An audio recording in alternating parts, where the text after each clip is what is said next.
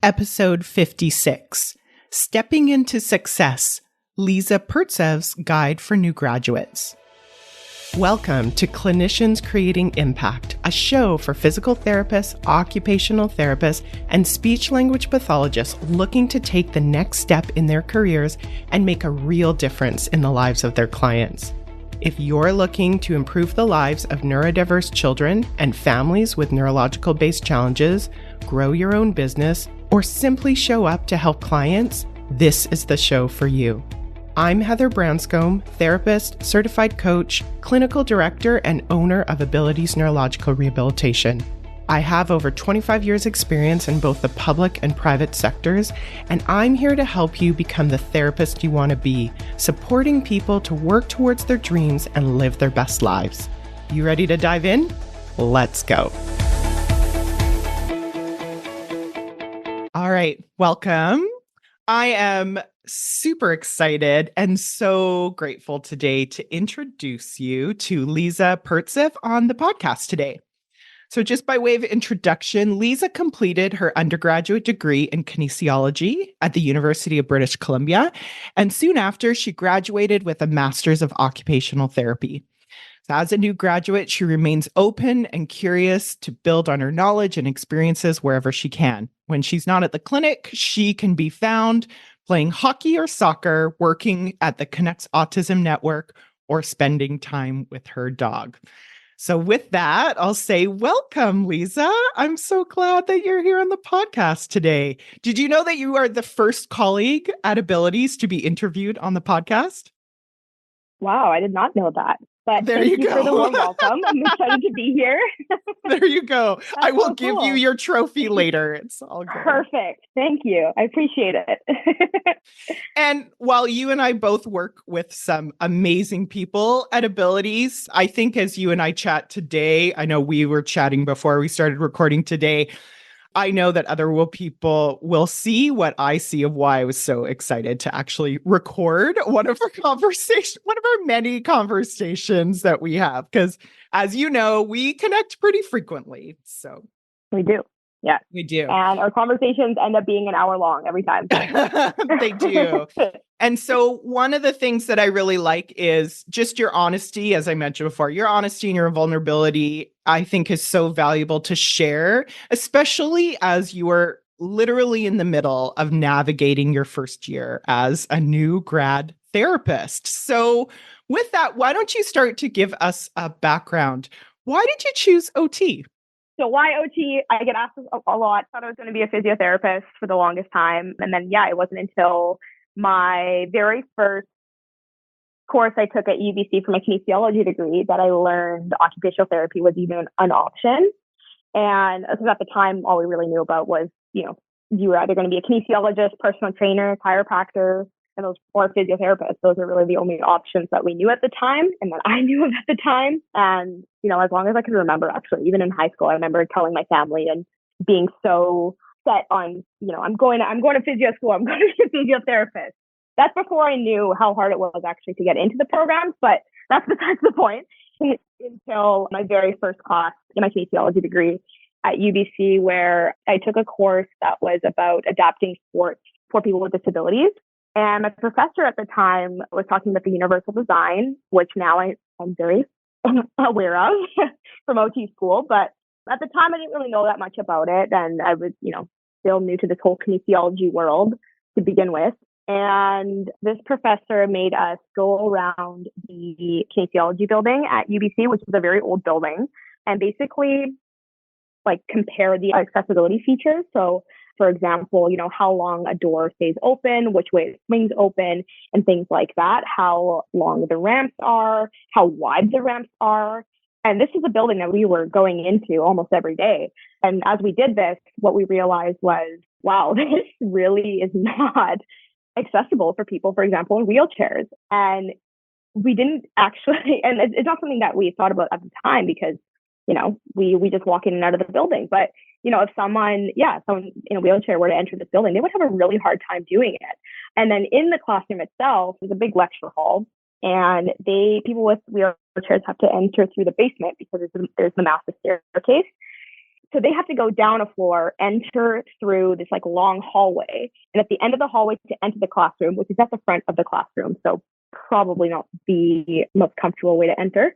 The doors, this is what our professor showed us. The doors they're like those heavy fire doors. And the way that they swing out is towards the person. So basically, the person in the wheelchair has to wheel forward, press the button, and then wheel back. And then the door swings out, which doesn't make sense at all. And then it only stays open for like 3 or 4 seconds. Granted, like I was saying, it was an old building, but that just like blew my mind. So it sounds like that experience was really transformational for you to kind of see the role and the power of occupational therapy. Yeah. And at the time, I remember thinking about, oh, like, okay, like, I know what a physio does. I know what a personal trainer does. Like, who deals with this kind of stuff, like the environment and, like all parts of a person. And that's where our professor was talking a little bit about occupational therapy, how they focus on, they can focus on environmental adaptations and, making sure things are accessible. And from there, I remember leaving that class, and that's the first thing I looked up. I went into a deep dive of occupational therapy, what it was, how to get into the schools, how it works. And yeah, I pretty much built my path from there and started pursuing. That was in my third year at the time. And basically I started building my courses around things that related to OT. And then from there I pursued my master's, and here I am. Here I am. Ever since. So obviously I'm pretty aware of your role at Abilities since we work together. But for those that are listening, can you tell us about your current role here at Abilities? Yeah. So, I should say I'm still quite new, but I am a new grad, so it makes sense. I started off here at Abilities, been here for about 3-ish months now. Yay, hit my 3-month mark. And I'm working full-time out of 2 clinics, and I am working with kiddos, or my specific caseload that I co-created with the team. I'm working with kids anywhere from 3 years old to 19 years old on a variety of goals, anything from, the physical, gross motor, fine motor skills to self-confidence, those mental health things. Yeah, so that's a little bit of what I'm doing here. I will say, though, the learning curve has been large. It's been a really big learning curve, especially because it's so, in this specific setting, it's been so broad. As I mentioned, it's not just physical, it's not just environmental. You're really looking at all parts of a person. And in this specific case, for every kid or person that walks through that front door, their goals will be different. What they want to improve and work on will be different for everybody. And I love that you're saying, like, highlighting that you're new. And again, before we were recording, we were just talking about this is you being in that kind of messy middle of that first year. And I think that's important to kind of highlight. So let's talk about kind of some of the highs and the lows. Like, I know some of the highs and lows. They may be the same as what you want to bring up. They may be different, but what would you say some of the highs and lows of your transition into your professional career have been so far? I'll talk about the highs first. I think just overall, being so fresh out of school, you're jumping into a career for the first time, especially after learning about it for so long. You're finally in it. The highs is it's that excitement, that opportunity to finally get to work with people, and as your own independent practitioner, you're not a student OT anymore that's working underneath or working with or alongside a preceptor. You're the one that makes the decisions, and you're deciding what's best based on your clinical reasoning. And you really get to build yourself into the OT you want to be. You get to be that OT that, you wanted to be for so long. So you can finally add those factors in. So, and honestly, I was, once I finished school, that was like the biggest thing that I was looking forward to is like, okay, finally, like I have that control. Not to say we didn't have, that control in school, but, in school, placements are placed for you. So things like that. We do have options, we have a list to choose from, but there's a lot of things that are kind of, provided for you. Same thing, like you don't have a choice of preceptor or what type of teacher you'll have. So yeah, that was the biggest thing that I was really looking forward to. And I still am excited about that. It's something to get used to, that's for sure. That's where the part of the low, that's where it comes into that. But that's definitely something that, I've been keeping in mind is what's been, keeping my excitement alive. because there's always something to learn either about yourself or about the job, which is so great. And before we go to the lows, I just want to just chat about the highs. I think one of the things that I think kind of just to extend on what you were saying, but to highlight is you're in an in-demand profession. And so you had a choice of positions. You had the option to change. I know, you started with us part-time and then transitioned to us full-time, which is not something you had to do, but you were able to choose to do because you were able to make those choices, as what you said, of like what was important for you as a professional, and then make professional career choices to kind of match your values at the time. And that's the thing too, I'm being someone who's so young and, so fresh out of school, like school's basically all I've ever known in this case. That's something that I carry with me too, in the sense of the decisions I make now will not be the same decisions I make, of 10 or 15 years into the career, or, in the next 5 years even. It may be a lot different. My priorities may change, and where I want to be and what sort of environment I can see myself will probably change. I doubt that, it might stay the same. We'll see. But I don't have that expectation of like, this is my forever. This is where I'm going to be my whole career. And I guess that's the beauty of OT. And yeah, being in such a high demand position of, there's always other opportunities. If you are unhappy in your position, you can go explore other things. Or if you have always wondered about a certain area of the profession, you can go try it. And if you don't like it, that's okay. There's other jobs out there. And that's also kind of what happened, or what I realized at this point early on in my career and at this point in my life. I realized that, I realized that, maybe abilities full time or this type of setting full time is more so for me. And, I am happy of that decision. And there's not a day that I'm like, oh, like, should I have done this? Like, it goes back to, having that autonomy and that freedom. Like, I can make these decisions and run with it. And that's the beauty of it. And I don't have to feel bad about it or be worried that I'm letting somebody else down, because they're my decisions and I'm doing what's best for myself. Yeah. And I think that's up to each individual organization, or even if a clinician decides to go on their own as their own entity, as an organization, as you evolve and grow, which we would hope you would evolve and grow. That's part of the reason that we're in these professional careers that we are, that either you can grow and evolve within that organization, or if there's a misalignment of values in that, you can grow and evolve in another organization or create your own organization to grow and evolve. Yeah, there's so many opportunities for us out there. I think it could just be me being so young and fresh out of school, like just seeing like the potential. There's just so many ways that you can build your career and take your career, and so many areas that you can work in as well. So that's once again the beauty of OT and how broad it is. Yeah. So what have been sort of some of the hardest things in your transition from student life to working life so far? Ooh, also my favorite question. Well, one of the hardest things, I think, the way I describe it is going from such a structured environment, such a school, where, your schedule is built. Well, in this case, my master's, everything was, they gave our schedule to us. Everything was built. We just had to show up, learn, study for things, and complete the assignments. And then comparing that, and like I said, that's all I've really kind of ever known, stopping that and, transitioning out of that and just going to work full time in such a broad field where, a lot of it is dependent on how you want to carry yourself as a professional. That was probably the hardest thing to get used to was, oh my goodness, like I can decide how I choose, to plan out this next session, or I can choose how I manage my caseload. I have so much, I have so many decisions. Like that is a lot. And then, like I said, the way I was describing it is more so very much like a sink or swim situation, like. Yeah. Tell me more about sink or swim. How do you feel like that showed up for you? I can compare it to like this setting, because it's going to, again, and I imagine, my other classmates that graduated with me that went into different areas of OT, they probably have different experiences and different feelings about it. But with private practice in particular, I found that, because there's so much independence and autonomy, which is fantastic. And that's why I chose to go into it.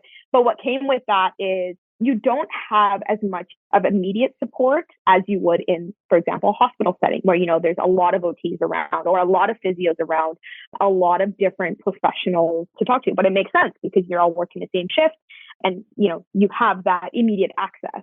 Whereas in this case, these are your one-on-one clients. This is your caseload. This is who you're working with, the families that you're working with. The families only know you as that professional. So by sink or swim, I mean, it's more so if you take that time to overthink and get over and like let those feelings of overwhelm really take over. Basically, I think it makes sense how quickly and how often new grads in particular burn out so easily because this is such a quick adjustment. You graduate and the next thing you know, you're working and work is it's so broad. And B, you're still trying to figure out who you are as a professional. So there's so many moving parts that, if you don't start to get into the groove of things, or if you're not the type of person that can handle that abrupt transition or that like change in your life, then I feel like it's very easy to sink almost and feel like, to feel it overwhelm or overthink or start to question things. Why did I choose this career? Oh, this is not what I expected. This is nothing like my placements. This is nothing like school. And that's a big thing too. They say this a lot while we're in school, but I don't think you really understand it until you're out of school and you're working. But they say it in school a lot or our professors or any new grads at the time, they've always told us this of school really only teaches you the basics, right? They only have two, well, in this case for UBC, most of the masters in Canada, but you only have those 2 short years. Those years go by so fast.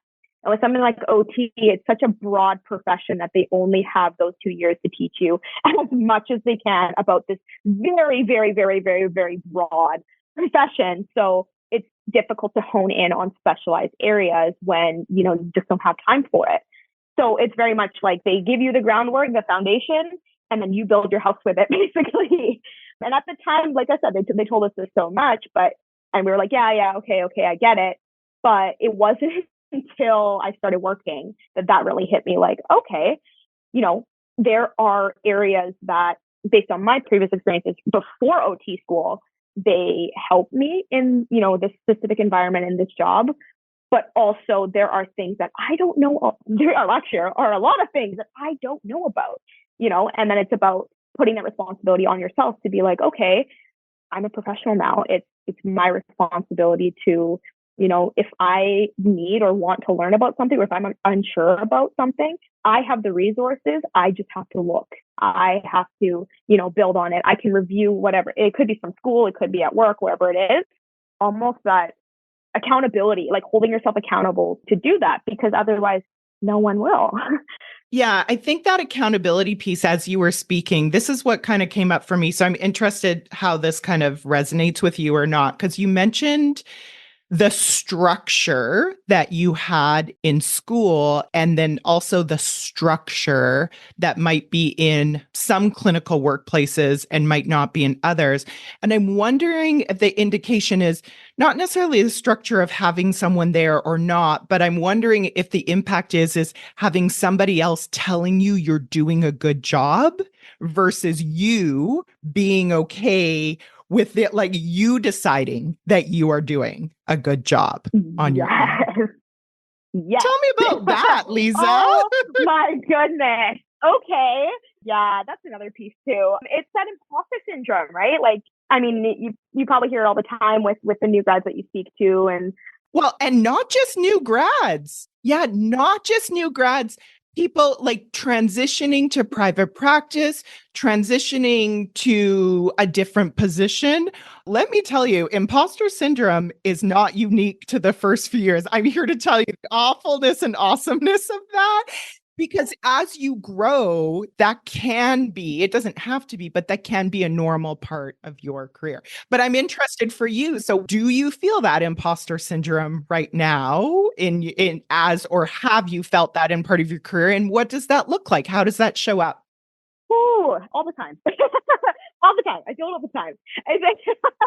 It's and like you said, it's a normal part of the process. But I think you said that exactly like the way, like, oh, Heather said this, so I'm going to say it back. You don't need to believe it. It's totally fine if you don't believe it. I believe it, but wait, I might fight you on this in the sense of I feel like it's even more intense. Maybe this is because that's all I've ever known, but it's even more intense when you're just out of school because you haven't found a place, where you've been working a few years. Like you haven't found a place where you yet feel like you belong.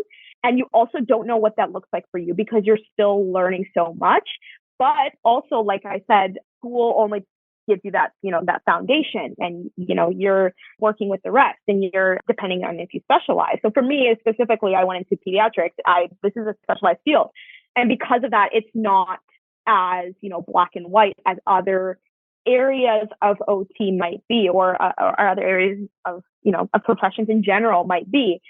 So because of that, and also, being in school for me for so many years back to back, something that I got used to naturally, because like I said, it's all I've ever known, is that feeling good or feeling accomplished, or that confidence from grades, from, I have this assignment. Basically, for me, I knew I did well in school. It's why I got here. It's why I'm where I am. But that sense of accomplishment, or that feeling that, wow, like I just aced this exam, like that's amazing. Like I feel great about myself. And, there's a reason why they say too, once you grades don't matter once you graduate. And it's true. And we've said this so many times, even, in your master's, it's so hard to, because grades, they do matter, but not nearly as much. They matter to get into the program, but that's also a hard shift too, of like, what do you mean? Like, this is all I've known. This is what has kept me going. This is where I find my sense of worth, which is a lot to say, but it's, well, for someone who's an overachiever, like we were, when, in order to get into, it's not easy getting into these master's programs and into an OT program. So that's kind of where I found my sense of purpose, was through my academics and how well I did there. And then, and these are, professors and, other faculty telling you that you're doing well. And this is, you have that proof there, it's right in front of you. It's that A+, whatever it is. It's that good grade.